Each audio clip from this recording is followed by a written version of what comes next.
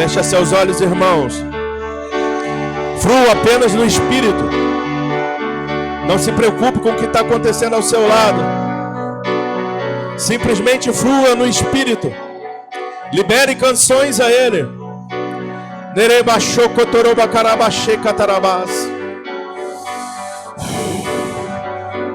Ah, o Senhor vai curar feridas de paternidade nessa noite.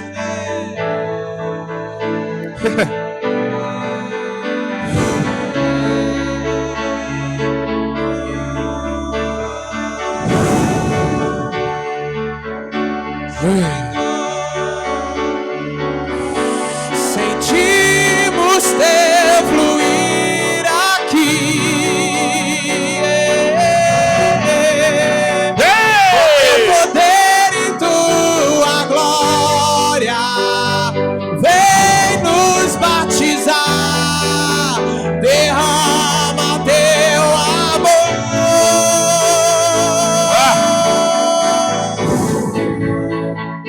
Sentimos teu fluir aqui.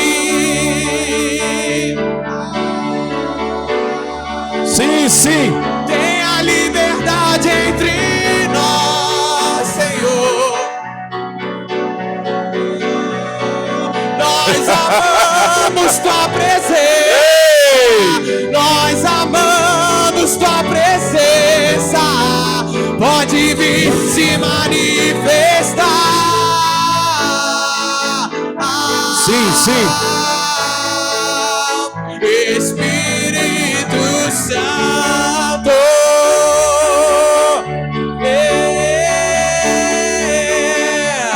Eu te amo.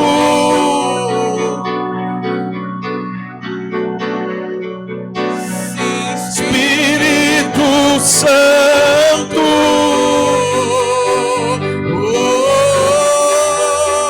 E eu Amo a tua presença.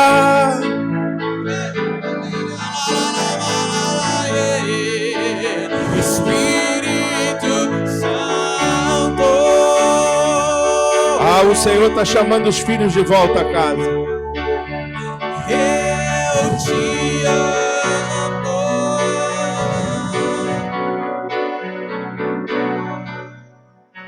Espírito Santo. Sabe, se você precisa dele, se você precisa se entregar totalmente a ele, se você precisa se dar a ele, você tem a liberdade de vir aqui à frente, seja agora, no momento da palavra, em qualquer momento.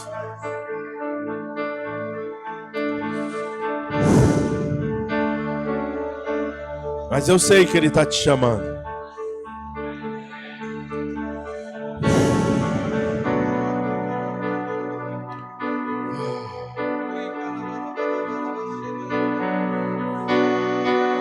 Tu Santo.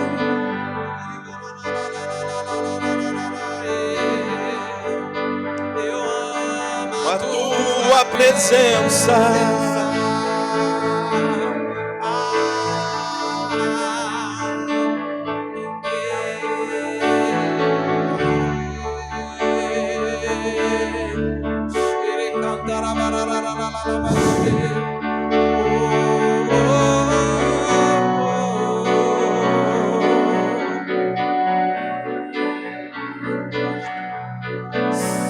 Santo,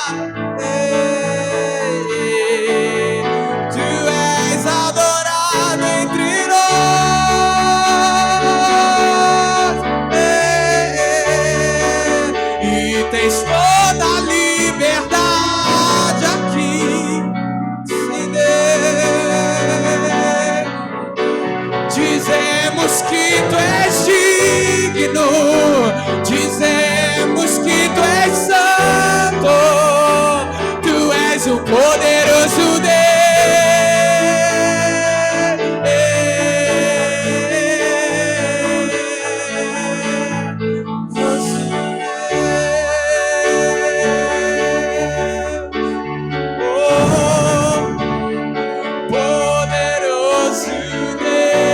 Sim, tu és poderoso, Senhor. Poderoso Deus, minha alma anseia por ti. Pode sentar, irmão. Gálatas 4, versículo 6.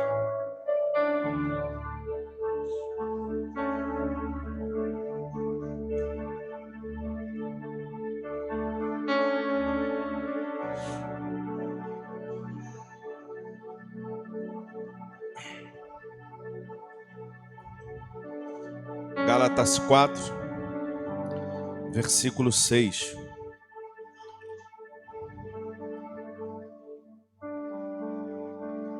E porque sois filhos, Deus enviou aos vossos corações o Espírito do seu Filho, que clama, Abba, Pai. Assim que já não és mais servo, mas filho, e se és filho, és também herdeiro de Deus por Cristo.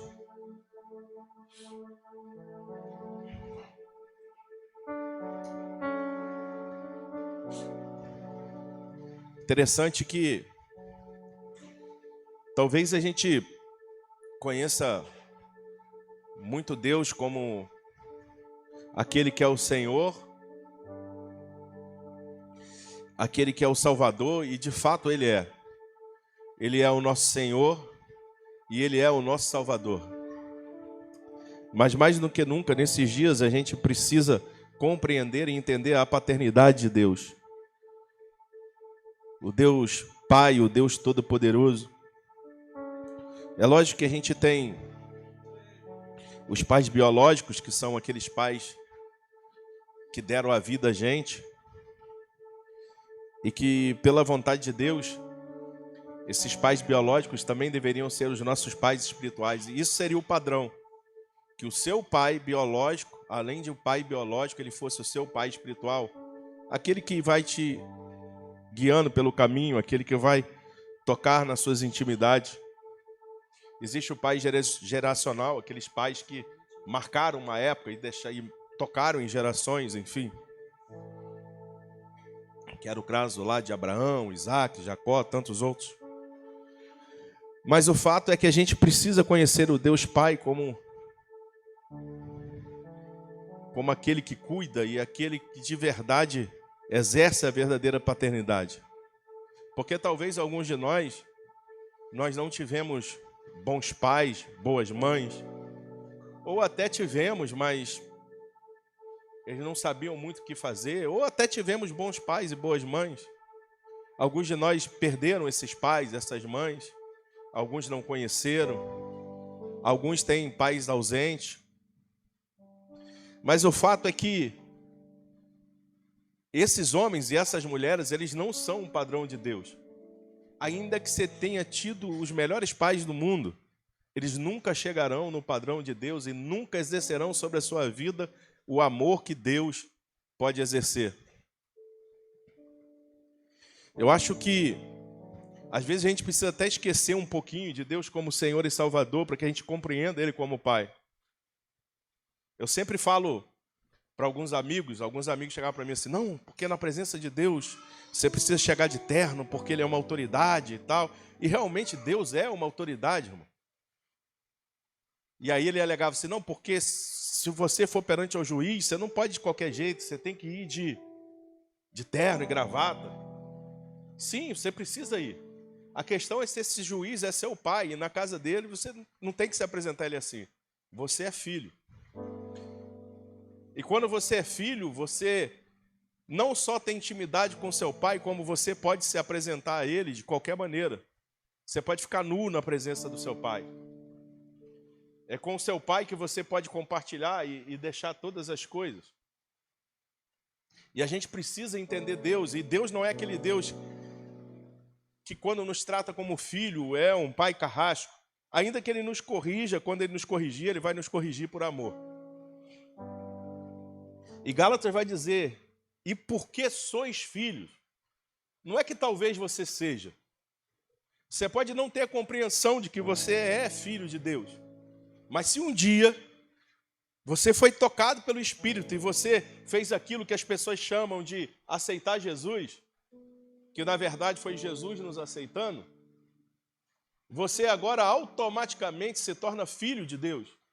Você não é mais uma criatura, você é filho. A questão é que a gente continua olhando para Deus só como aquele que nos salvou, ou como aquele que é autoridade. Por isso eu tenho que temer Deus ao extremo. E que eu não posso me achegar a Deus, porque afinal de contas Deus é um velhinho carrasco que está com um pedaço de madeira na mão esperando você errar para Ele descer o porrete em você. Quando na verdade Ele é um pai amoroso que foi capaz de dar o seu único filho por amor de mim e de você. Um pai que continua nos buscando de braços abertos e que nos amou de tal maneira que homem nenhum poderia amar.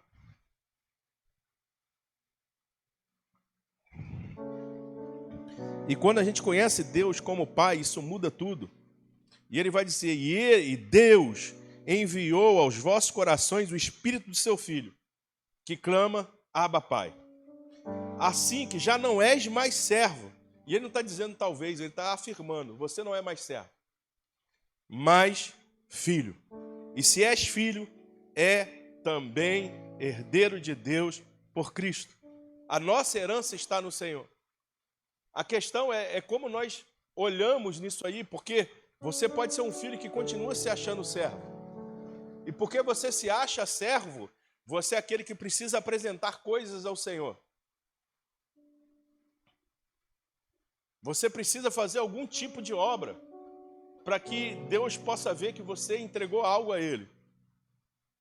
Porque, afinal de contas, nós trabalhamos pelo mérito, porque nos sentimos como servo.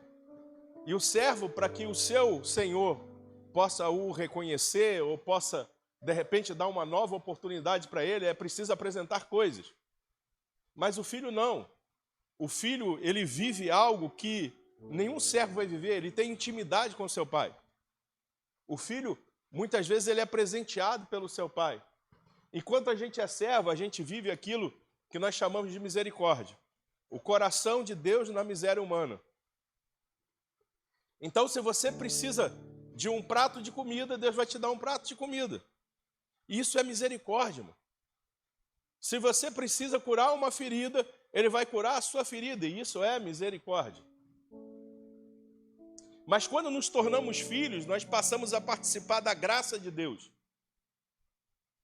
E Ele faz aquilo que Ele faz só para os filhos. E aí Ele mexe em todas as suas estruturas.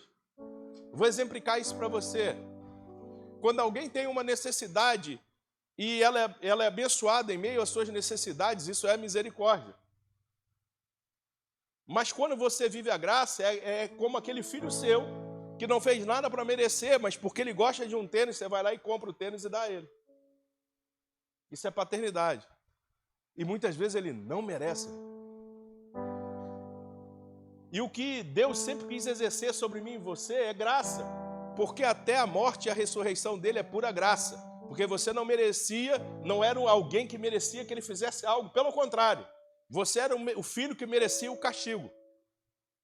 Mas ele exerceu graça sobre você e ele deu o único filho dele. Por amor de você e por amor de mim, sem que nós merecêssemos. Sabe aquele filho que aprontou e você deveria botar ele de castigo? Éramos nós. Mas aí ele olha para a gente, não só não nos coloca no castigo, como nos presenteia com a vida eterna. Que só por isso seria o maior dos presentes de todos os tempos.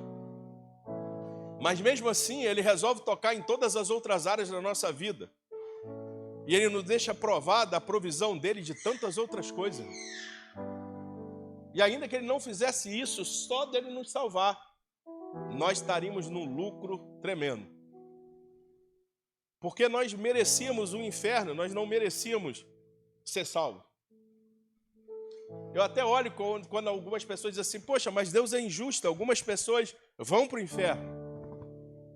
Ser justo, irmão, seria todo mundo ir para o inferno. Até você que é crente. Graça é Deus tirar alguns de lá e trazer para o reino da sua maravilhosa luz. Isso é pura graça, irmão. Você nunca mereceu, nunca vai merecer. E nada que você apresente ao Senhor vai pagar aquilo que Ele fez por você. Não chega nem num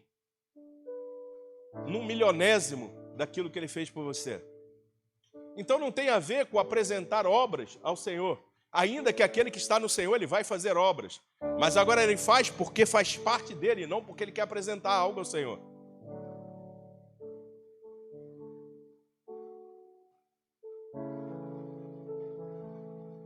Por que eu vou para a rua? Porque Deus me amou de tal maneira que eu preciso amar também as pessoas. Mas não porque eu quero apresentar algo a Ele.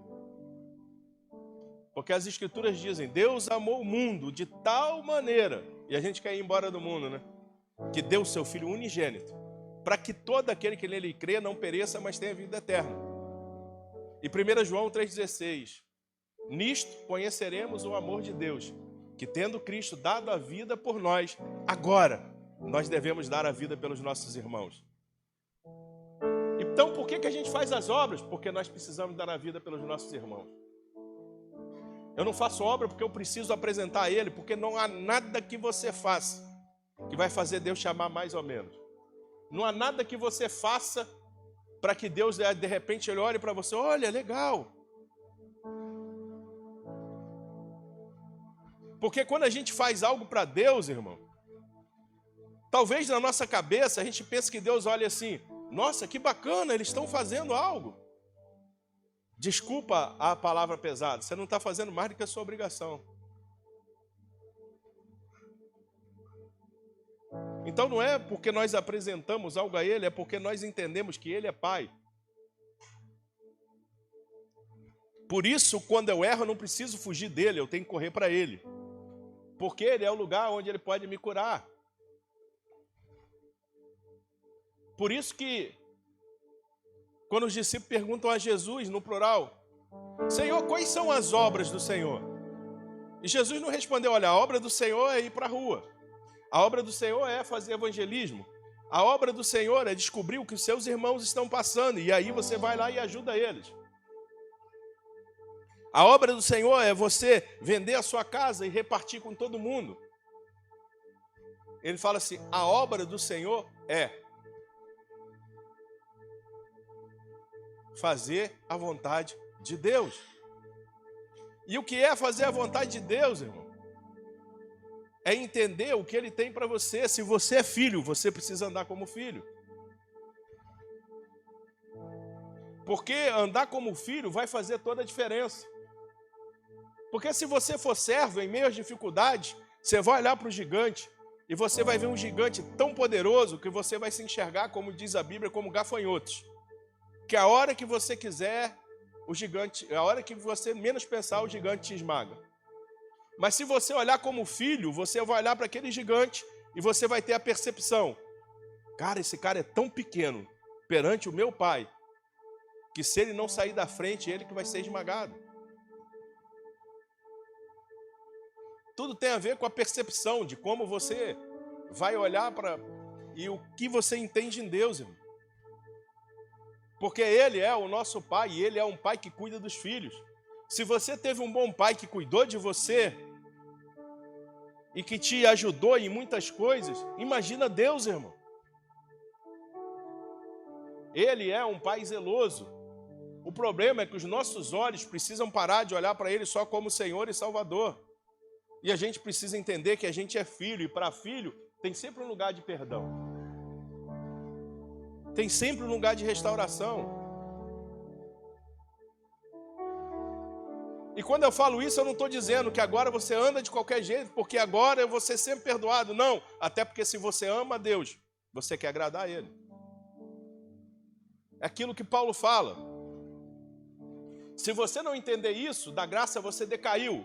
Cristo não te serviu para nada. Mas aí ele fala, mas não useis disso para dar vazão à carne. Porque se realmente você é cheio do Espírito, você vive para Ele. Porque se você realmente é cheio do Espírito, você guarda a palavra dEle, você compreende a palavra dEle e você pratica a palavra dEle. Então não tem desculpa para pecar porque nós somos filhos. Mas existe um lugar para quando mesmo assim a gente, de alguma maneira, a gente tropeçar e cair, Ele sempre vai nos levantar e Ele sempre vai nos trazer para o lugar correto. Porque Jesus vai dizer, ó, filhinhos, não pequeis. Quando Ele diz filhinhos, não pequeis, Ele está falando assim, não fica dando lugar à carne não, cara, não peque. Não fique procurando pecar porque tem um lugar onde você vai ser perdoado. Mas, se porventura pecardes, se em meio a tudo isso, você cair, se em meio a tudo isso você tropeçar, você tem um advogado fiel, Cristo Jesus. Mas a gente precisa entender essa questão de ser filho, porque isso vai mudar toda a nossa vida. Porque enquanto você for servo, você não vai chegar em alguns lugares no Senhor, porque você se vê como servo. Alguém que tem que apresentar algo a Ele. Alguém que se não for o melhor crente do mundo, você vai ter problema? Não, você precisa ser o cara mais rendido a Deus. É isso que você precisa. Você não tem que apresentar coisas a Ele. Você tem que se render a Ele. Você não precisa se mostrar forte a Ele. Você precisa mostrar a sua fraqueza para Ele, para que Ele, através da sua fraqueza, Ele faça aquilo que é forte. Deus não está procurando super crentes, irmão. Ele está procurando filhos. Deus não está procurando homens e mulheres que apresentam coisas para Ele. Deus está procurando homens e mulheres que se rendem a Ele, que sabem que são falhos, mas que Ele é santo e Ele pode curar todas as coisas.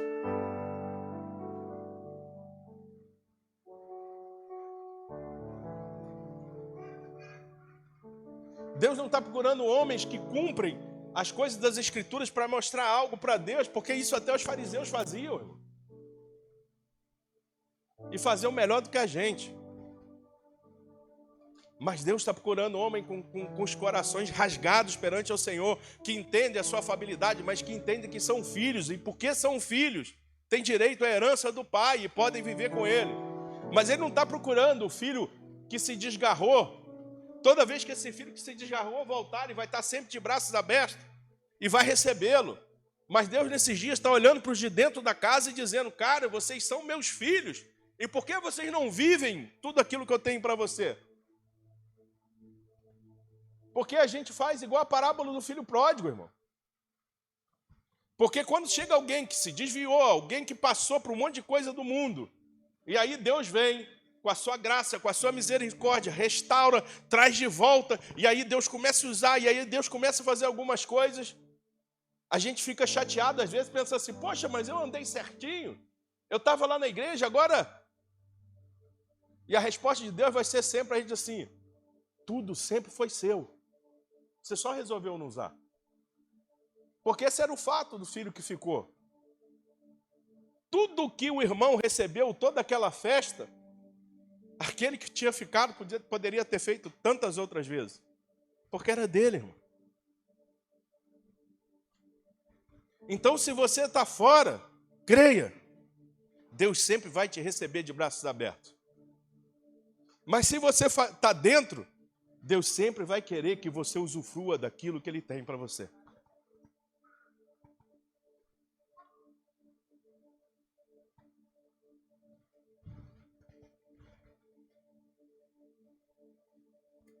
Deus não precisa de servos, irmão. Deus precisa de filhos.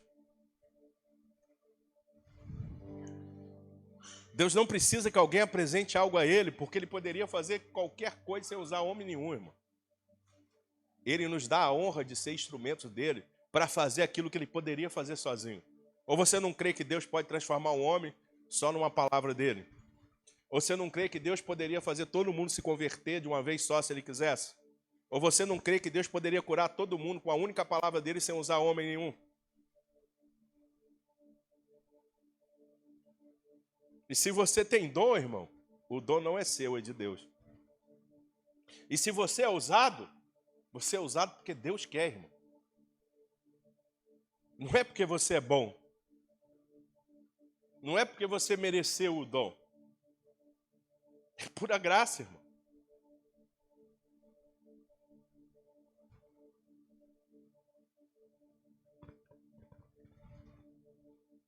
Deus nos usa para tocar em outras pessoas quando Ele poderia fazer isso sozinho. Ou você não conhece alguém que ninguém pregou e Jesus tocou nele mesmo assim?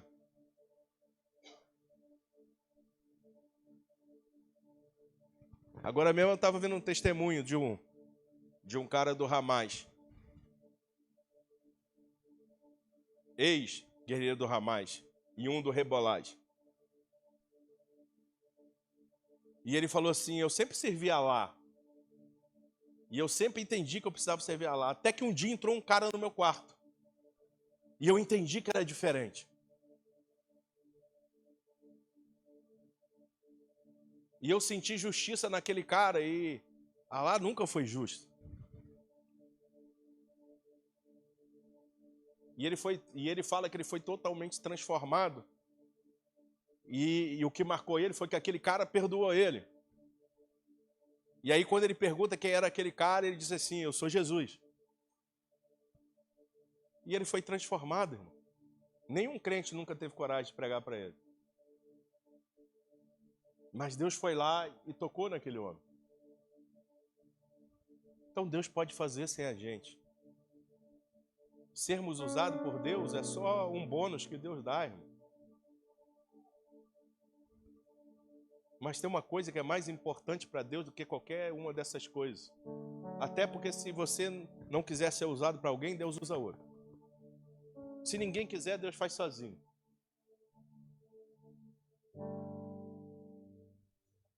O que Deus quer de verdade é que você entenda que você é filho.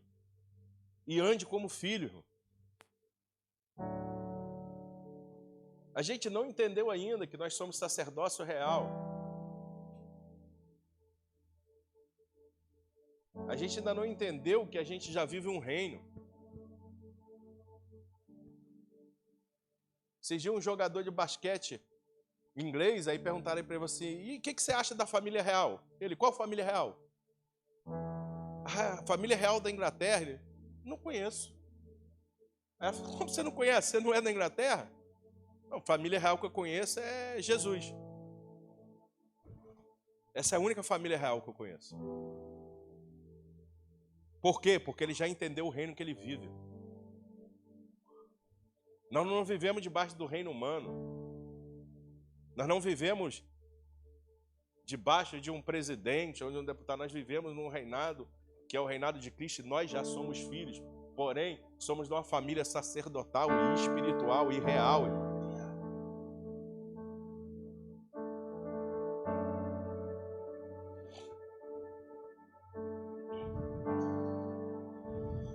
Qualquer dia eu vou falar de paternidade de Deus, geracional e espiritual. E biológica. Olha a parábola aqui. Lucas 15, versículo 11.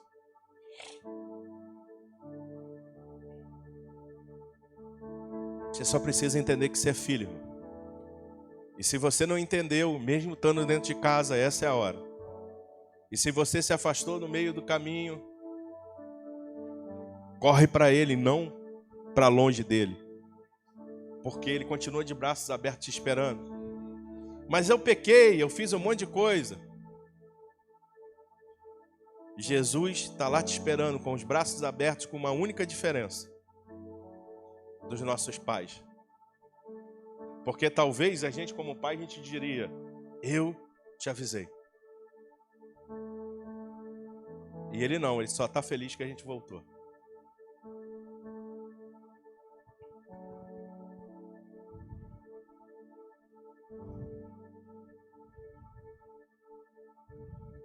Diz assim, e disse, um certo homem tinha 2 filhos, e o mais moço deles disse ao pai, pai, dá-me parte dos bens que me pertencem. e ele repartiu por eles a fazenda. Olha que interessante. Você já tinha parado para observar isso? Ele não disse, e Deus repartiu para ele parte da fazenda. Ele fala assim, o pai repartiu para ele uma parte da fazenda. Ele fala assim, e o pai repartiu por eles. Quando ele reparte para os dois. Repartiu-lhes, pois, os seus haveres. Geralmente a gente não fala disso, né? A gente fala que ele deu a parte do filho que foi embora, mas ele deu a parte dos dois. Repartiu entre eles. E ele repartiu por eles a fazenda. E poucos dias depois, o filho mais novo ajuntou tudo, partiu por uma terra longínqua e ali desperdiçou os seus bens, vivendo dissolutamente. E havendo ele gastado tudo, houve naquela terra uma grande fome e começou a padecer necessidade. E foi e chegou-se a um dos seus conflitos daquela terra, o qual mandou para os seus campos apacentar porcos. Desejava encher o seu estômago com as bolotas que os porcos comiam, e ninguém lhe dava nada. E tornando em si, disse, quantos empregados de meu pai têm abundância de pão, e eu aqui pereço de fome? Levantar-me-ei e irei ter com meu pai, e dir-lhe-ei, pai, pequei contra o céu e perante ti, já não sou digno de ser chamado teu filho, faze-me conforme um dos teus empregados. E levantando-se, foi para o seu pai, e quando ainda estava longe, viu o seu pai e se moveu de íntima compaixão, e correndo lançou-lhe ao pescoço e o beijou. E o filho lhe disse, pai, pequei contra o céu e perante a ti, já não sou digno de ser chamado teu filho. Mas o pai disse aos seus servos, trazei depressa a melhor roupa e vesti-lo, e pondo-lhe um anel na mão e sandálias nos pés, e trazei o bezerro cevado e matai-o. Comamos e alegramo-nos, porque este meu filho estava morto e reviveu. Tinha se perdido e foi achado, e começaram a alegrar-se. Então, a história começa assim. O filho pede ao pai, pai, me dá o que é direito meu. Eu tenho direito à herança. Não era a hora dele pegar a herança ainda, mas ele chega ao pai e ele pede essa herança. E o pai reparte a herança entre os dois filhos. Não tem problema, toma aqui a sua herança. E ele vai embora. E ele pega todo aquele dinheiro e ele gasta aquele dinheiro de forma totalmente errada. Com coisas mundanas, com coisas que não... Até o ponto que ele não tem mais nada. E aí quando ele chega no fundo do poço, está tão ruim que para ele comer, ele tem que comer das bolotas dos porcos que ele cuida para os outros. Ele vai ao extremo do fundo do poço. E aí ele começa a pensar, poxa,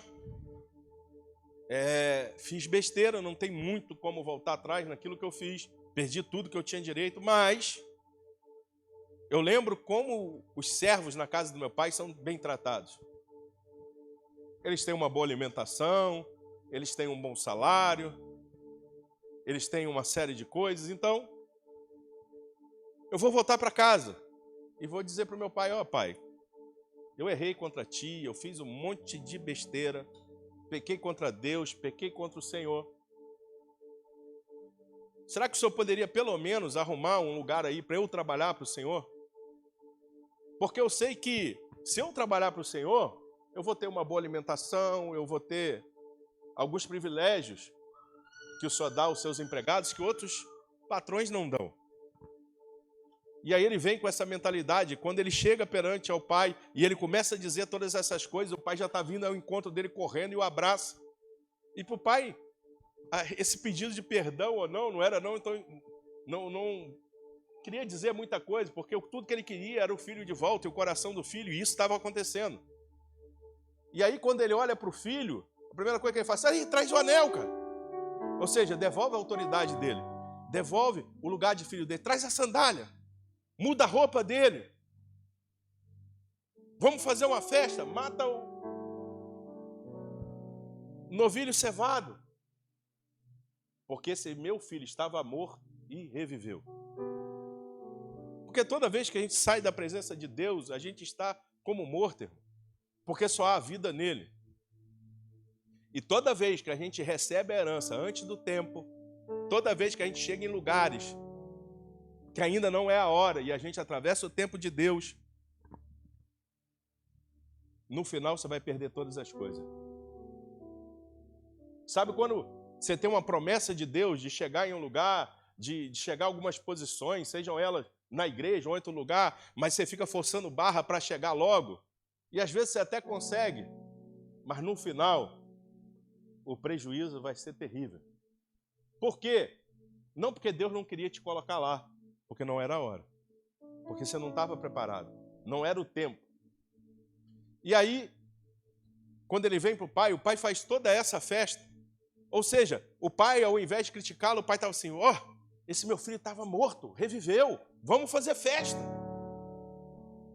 Talvez para a gente, quando alguém erra demais e essa pessoa, se ela voltar um dia, a gente fica até meio chateado, quando na verdade nós deveríamos fazer festa, porque era alguém que estava morto e reviveu. Mas esse era o sentimento do pai. Esse é o meu filho, ele reviveu, cara, vamos fazer festa. Mas aí, se você conhece o resto do texto, vem o filho que ficou bicudo. Espera aí, pai.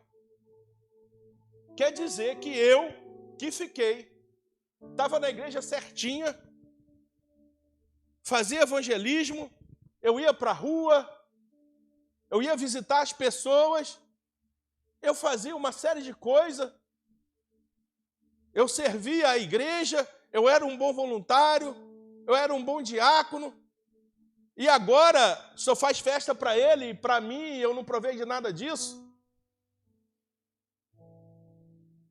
A palavra diz que quando ele repartiu os bens, ele repartiu entre eles. O filho já tinha tudo aquilo. Então ele não precisava esperar o pai fazer uma festa para ele, porque tudo que tinha lá já era dele, era só ele fazer. Ele não precisava que o pai desse um boi para ele, porque o pai já tinha dado. Era só ele matar e comer. Era só ele chamar os amigos dele. Então, às vezes, a gente está na igreja assim, irmão, eu sou um bom diácono, eu sou não sei o quê, eu sou não sei o quê. E agora? Não, irmão, foi sempre tudo seu. Você só não usufruiu. Como Deus vai te dar de novo aquilo que Ele já te deu, irmão? É só você que não quis usufruir. É só você que não entendeu que você é filho. Porque estava tudo lá. Tudo que Ele deu para um, Ele deu para o outro. Só que um foi embora. Gastou tudo e fez um monte de besteira. E o outro ficou em casa. Com toda herança, sem nunca mexer nela. Até que um dia, alguém que gastou toda a herança volta. E o pai o recebe bem. E aí ele achou, esse pai tem filhos preferidos. Porque eu estava aqui e nunca ganhei isso. Ele ganhou tudo, irmão. Então não reclame de Deus não te dar algumas coisas quando Ele já te deu e você que não usufruiu.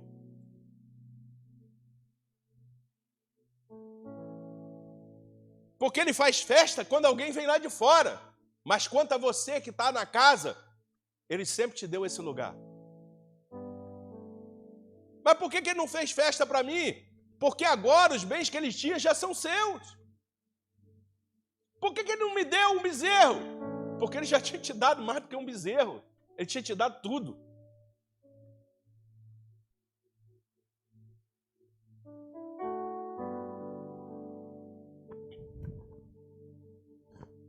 E aí, o que talvez a gente não entenda é que talvez o cara que estava perdido e quando volta, ele entende mais a paternidade de Deus do que às vezes a gente ficou dentro. E sabe o que significa? Que ele pecou, fez um monte de besteira, mas quando ele voltou, talvez ele viva mais a paternidade de Deus do que você que sempre teve dentro.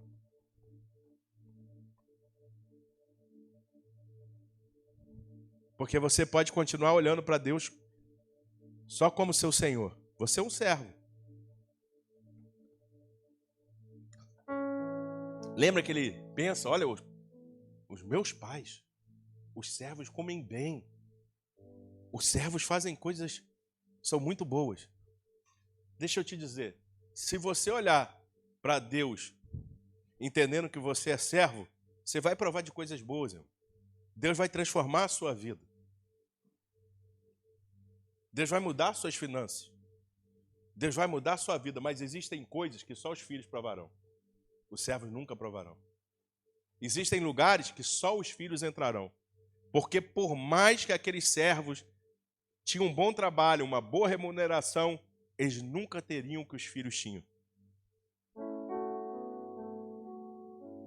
E se você não entender que você é filho, se você continuar achando que você é apenas um servo, você vai viver como servo.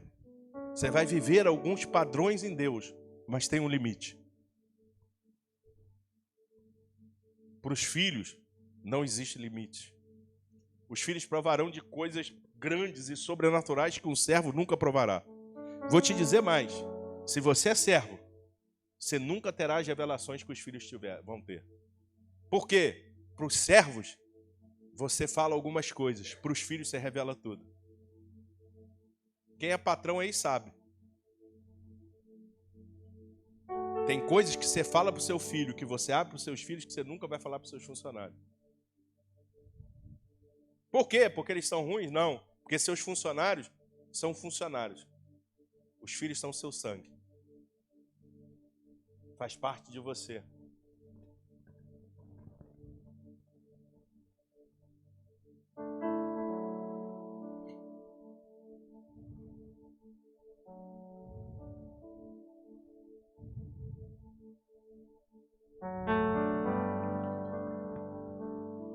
Romanos 8,15 diz assim: porque não recebestes o espírito de escravidão para outra vez estardes em temor, mas recebeste o espírito de adoção de filhos, pelo qual clamamos, Abba, Pai. O próprio Espírito testifica com o nosso espírito que somos filhos de Deus. Olha que interessante.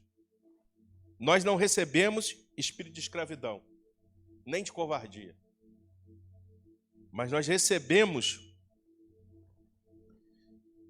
para estar outra vez em temor, mas recebemos o espírito da adoção. O Pai nos adotou, nos tornamos filhos agora. E por isso clamamos, Abba, Pai. E aí ele fala assim, o próprio Espírito testifica com o seu Espírito que somos filhos de Deus. Quando você entra nesse ambiente, quando você percebe que você é filho, o próprio Espírito começa a testificar com você que você é filho. E por que ele não faz isso antes?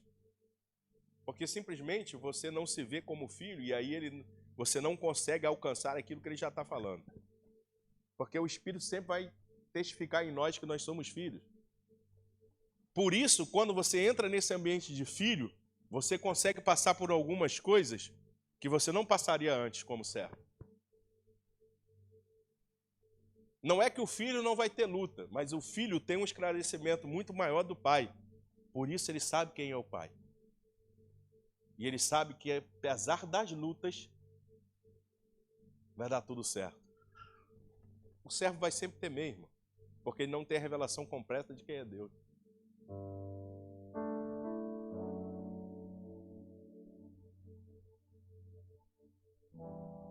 Quem tem filho sabe disso, cara. Os filhos de Caio e Roberta, ele não quer nem saber se Caio e Roberta tem dinheiro ou não tem. Ele quer comer, quer se vestir e acabou. E eles que se virem. E ele não está preocupado com isso. Ah, será que meu pai e minha mãe vão me dar, vão fazer isso? Não, cara. E a gente precisa começar a viver igual essas crianças. Porque para elas simplesmente entendem que eles são pais. E que eles são a provisão. E eles não precisam se preocupar com isso.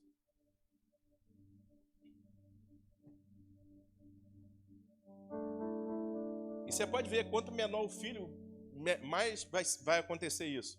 Se você mandar seu filho subir no telhado e pular, ele pula. Porque ele acredita que você vai agarrar ele. Porque ele confia. Ainda que seja uma loucura, irmão. Ele não para nem para pensar, ele pula. E, detalhe, Se a gente der mole, as crianças até se machucam, porque às vezes você não está esperando, ela vem e pula de qualquer lugar em cima de você. Oi? Ainda pula sorrindo. E se você não tiver ligado, você deixa ela cair, porque você não estava nem esperando. Mas para ela ter certeza que você vai pegar, irmão. E vou te dizer mais. Se ela cair, ela vai se esborrachar, vai chorar. Mas daqui a um tempo ela esquece, ela vai fazer de novo. Porque ela continua acreditando que você vai segurar ela. E a gente precisa entrar nesse lugar onde nós acreditamos simplesmente porque é Deus e Ele é nosso Pai. E por isso a gente se lança nele sem reservas. Volto a dizer, se você teve um pai ruim, cara, ele nunca vai ser a imagem de Deus. Se você teve um pai mais ou menos, ele nunca vai ser a imagem de Deus, pai ou mãe. Se você teve pais maravilhosos, eles também nunca vão ser o que Deus é. Então não procure Deus por aquilo que você viu nos seus pais. Não olhe a paternidade de Deus pela paternidade que você conheceu. Porque é totalmente diferente.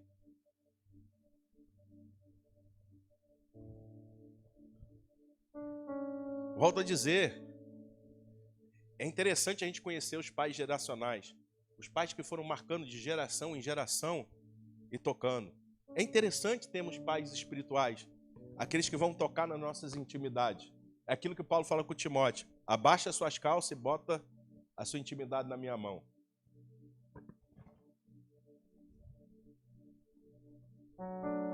É bacana, irmão. A gente tem pai biológico. Volto a dizer, o melhor é que seu pai biológico também fosse seu pai espiritual. Mas se a gente não conhecer a Deus como pai, um pai espiritual não vai te servir para nada. Porque se você não conhecer a paternidade de Deus, nenhuma das outras vai te servir para nada. Seu pai biológico vai te servir para te colocar no mundo e te dar até alguma direção. O pai geracional não vai te servir para nada. Porque ele marcou gerações e tudo, mas você não vai ter compreensão disso. O pai espiritual não vai conseguir te levar a algum lugar, porque afinal de contas você não conhece o pai, que é Deus. Agora, se você conhecer a Deus como pai, é até interessante você ter um pai espiritual, mas você consegue viver coisas extraordinárias sem o pai espiritual, se você conhecer Deus como pai. Porque nem todos nós vão ter a honra, ou sei lá o quê, ou o prazer de ter um pai espiritual. Talvez alguns de nós até tentou e nunca conseguiu, irmão. Mas se você tiver o Deus Pai, ainda que você não tenha nenhuma dessas coisas, você aprende a ser pai. Você já reparou que talvez os pais espirituais mais conhecidos que você vê assim, nunca tiveram um pai espiritual? Aprenderam na marra e aprenderam em Deus? Porque se você conhecer a Deus como pai, na falta de todas essas coisas, você ainda vai viver coisas extraordinárias e vai viver o maior amor do mundo, que é o amor de Deus Pai. Pai espiritual pode te levar a algum lugar. Mas só o Deus Pai pode te levar a todos os lugares.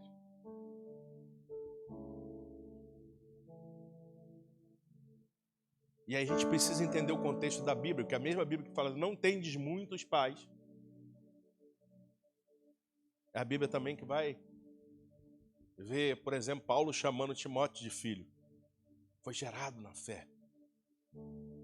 E pai espiritual é aquele pai onde você vai poder contar suas intimidades, e ele não vai te expor, e ele vai te curar. É aquele pai que vai ter as suas intimidades na mão, mas não vai se aproveitar de você. Mas se você não conhecer o Deus Pai, nada vai te servir, irmão. Então, por favor, Se você ainda se vê como servo, transicione para filho. Porque é o melhor lugar que você pode estar. Se você saiu dessa posição, volte. Ele está te esperando. Se você sempre esteve nessa posição, mas nunca usufruiu, usufrua, irmão. Porque está lá. Você só precisa pegar. Porque você pode chegar lá na casa do seu pai, tem iogurte, chocolate, um monte de coisa na geladeira. Você pode comer ou você pode só olhar. E nunca mexer. E depois reclamar que não comeu. Não comeu porque não quis, estava lá. Porque, pelo menos a maioria de nós, se a gente chegar na casa dos nossos pais, a gente já abre geladeira, a gente pega o que tem na geladeira. Pelo menos a maioria de nós, a gente não precisa ficar assim, pô, será que eu posso abrir a geladeira na casa dos nossos pais? Por quê? Porque é nosso pai. Porque o que é dele é nosso. Os meus filhos entendem muito isso. Porque quando a gente ganha alguma coisa, já pergunta logo, o que nós ganhamos? E se deixar, usa primeiro que a gente. Se deixar, a gente nem usa.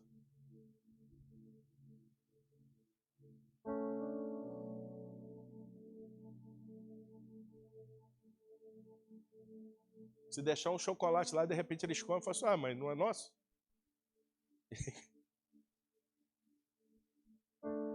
Porque eles entenderam o lugar deles, porque o que é nosso é deles mesmo.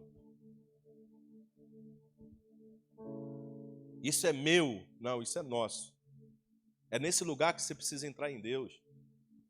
No lugar onde você pode usufruir daquilo que Deus já fez, porque Ele já fez, irmão.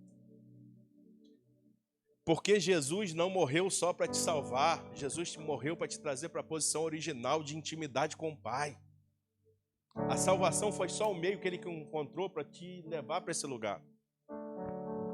Por isso a gente usa errado a nomenclatura, a gente chama de Evangelho da Salvação. E não é Evangelho da Salvação, é Evangelho do Reino. O Evangelho da Salvação, ele vem até Jesus te salvar e acabou. O Evangelho do Reino, a porta de entrada é o Evangelho da Salvação. E o Evangelho da Salvação te traz até aqui. Mas não acaba, porque no Evangelho do Reino você ainda vai provar de tudo aquilo que Jesus fez. Porque as Escrituras vão dizer que não tem ninguém que faz algo para Ele que não vai provar dessas coisas na era vindoura, mas ainda nessa.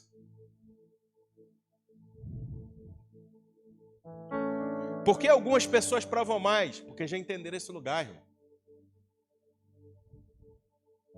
Você nunca viu, por acaso, alguém que talvez erre mais do que você, mas prova de Deus mais do que você? Teoricamente seria impossível, porque afinal de contas eu estou mais... Mas ele entendeu o lugar dele em Deus. Ele entendeu que ele é filho. E como filho ele vai sempre provar. Porque ele errou. Mas ele vai vir desesperado. E ele, todas as vezes, ele vai se voltar para Deus. E Deus novamente vai dar a mão para ele. E a gente fica aqui sem provar do que Deus está nos dando. E aí a gente olha para aquele cara e fala, pô, mas de novo pisou na bola e agora Deus de novo está... Ele está entrando em alguns lugares em Deus que eu nunca entrei. Porque ele descobriu o lugar, irmão. Enquanto você não descobriu, ou é pior ainda, descobriu, mas resolveu não entrar.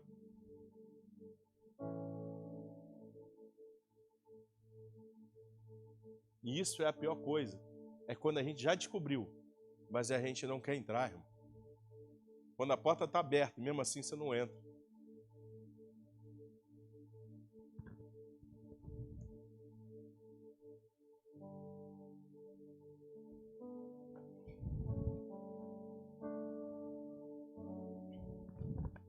A gente precisa voltar para esse lugar de paternidade, irmão. Paternidade de Deus. Deus é nosso Pai. Ele não morreu na cruz do Calvário só para te salvar, não, irmão. Ele morreu para te trazer para a posição original, a posição de intimidade com Deus. Quando ele morreu, ele te deu acesso de novo ao Pai. Você já reparou que a gente fala da salvação e a gente fala que quando Jesus morreu, ele nos deu acesso de novo ao Pai? Não é isso que a gente fala? Nós éramos inimigos de Deus e agora nos tornamos amigos de Deus. Então por que a gente não vai nesse lugar, irmão? Por que ele já nos tornou íntimo de novo, nos tornou amigos de Deus e a gente não vai lá? Que amigo é esse que você nunca acessa? Que pai é esse que você nunca prova?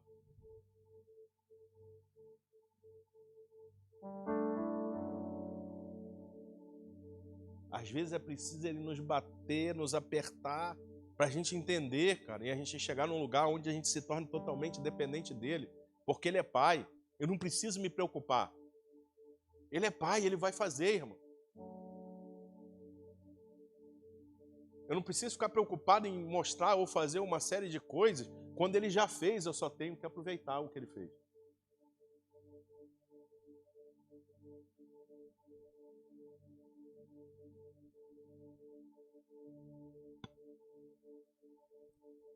A gente vê na velha aliança um monte de sacrifício e oferta, e a gente vê Deus falando assim: sacrifício e oferta eu nunca pedi a vocês.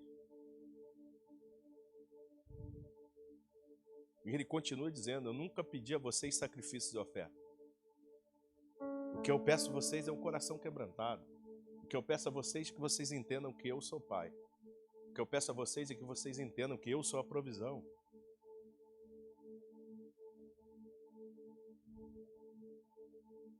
Fazer as obras, muita gente pode fazer, irmão.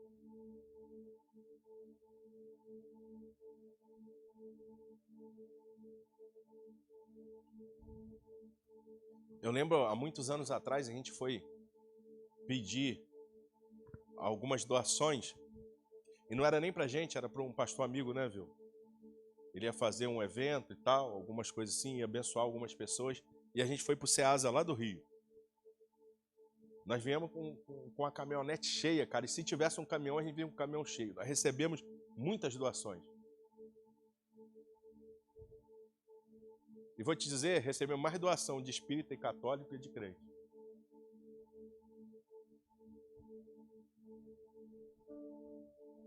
Então não é pela obra, irmão. A obra faz parte.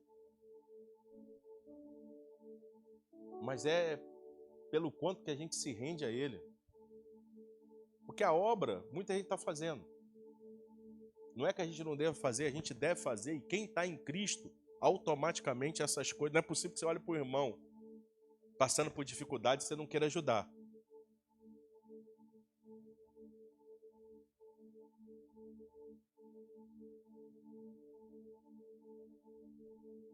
Mas a gente pode fazer essas coisas sem se render a Deus. A gente pode fazer essas coisas sem entender que Ele é Pai, irmão. E se a gente quiser tocar essa geração com paternidade, a gente vai precisar entender que a gente é filho primeiro. Porque, inclusive, você pode ter um pai espiritual e não entender o que é paternidade.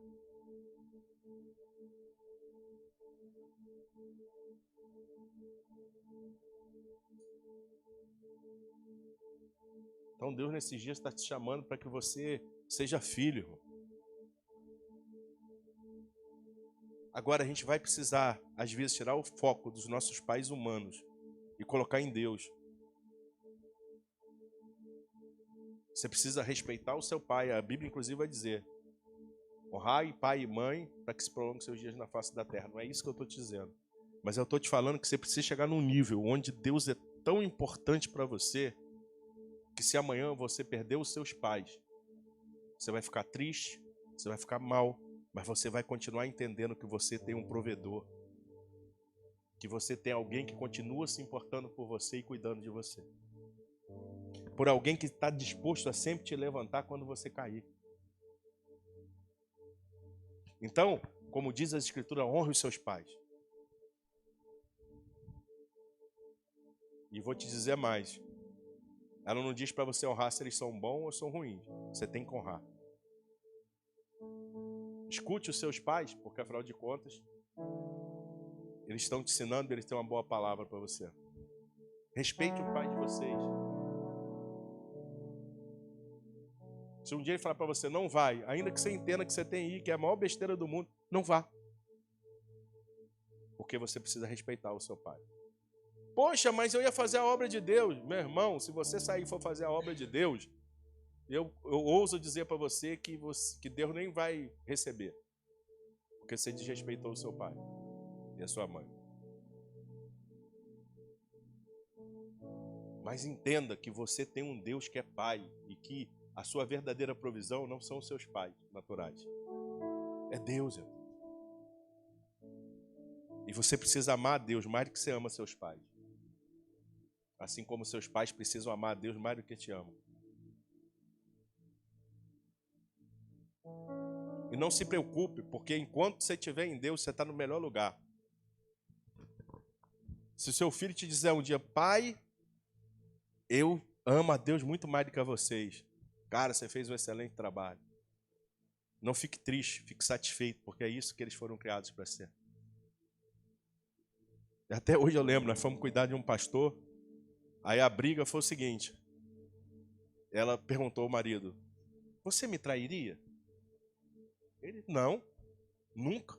Eu amo a Deus de tal maneira que eu nunca seria capaz de te trair. E aí quase acabou o casamento. Ela falou, como assim, você só não me trai por causa de Deus? Quando ela deveria ficar satisfeita, porque ele era um homem temente a Deus, então ele nunca faria, irmão. Porque traição pode acontecer até tendo amor.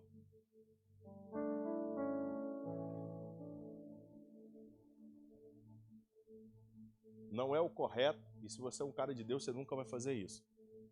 Mas ela pode acontecer e mesmo assim, talvez as pessoas se amem. Mas quando o cara é temente a Deus, ele não vai fazer, irmão. Porque se ele amar a esposa, ele não faz porque ele teme a Deus. E se ele tiver deixado de amar a esposa, ele é tão temente a Deus que ele não vai fazer e ele vai lutar até que Deus coloque o amor dele no coração de novo. O lugar que você vai estar muda todas as coisas.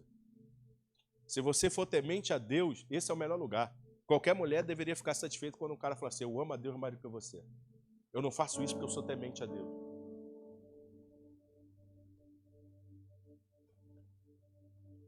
Você não precisa de um marido que te ame mais do que qualquer coisa, irmão. Você precisa de um marido que ame Deus mais do que você. E vice-versa.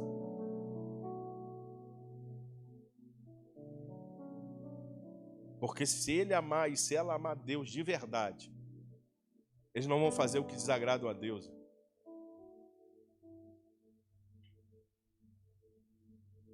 Mas você precisa entrar, nós precisamos entrar nesse lugar da paternidade de Deus. Ele é o nosso Pai. Ele é a nossa provisão.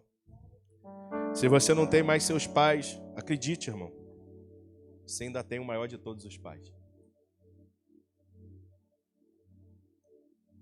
Se você não tem um bom relacionamento com seu pai, acredite, você pode ter um excelente relacionamento com o Pai dos céus. Se você tem vivido momentos onde as provisões não chegam, se você entender que Ele é seu Pai, as provisões vão chegar, irmão. Se você entrar nesse lugar, você vai provar de coisas que você nunca provou antes. Irmãos podem te ajudar, mas só quem pode fazer todas as coisas é Deus. Irmãos podem te dar uma oferta, mas só Deus pode transformar a sua vida. Irmãos podem te ajudar com uma cesta básica, mas só Deus pode tirar dessa situação e transformar a sua vida.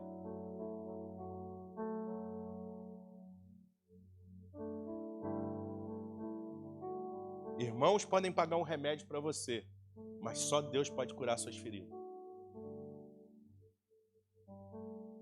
Irmãos podem te visitar no momento de angústia, mas só Deus pode tirar a sua angústia. E quando você entende que Ele é Pai, você vai usufruir dele. Não tenha reserva. Se você não tem sentido Ele como Pai, diga isso para Ele. Se você não tem provado Ele como Pai, mergulha nele. Se você olhou para Ele como você olhava para o seu pai, se arrependa, irmão, e mergulha nele, porque Ele vai te mostrar que Ele não é igual ao seu pai. Vamos ficar de pé, feche seus olhos. E eu sei que tem muitas pessoas aqui no nosso meio que têm feridas de paternidade.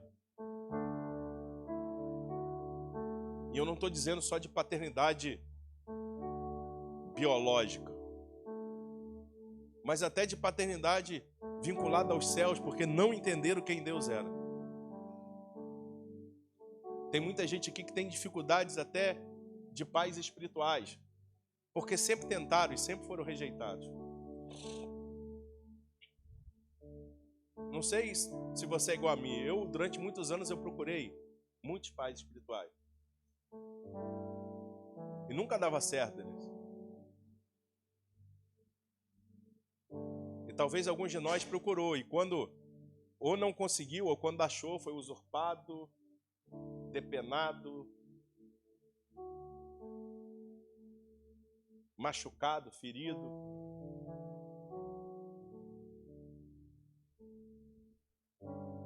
Mas a paternidade de Deus, a dos céus, nunca vai fazer isso com a gente.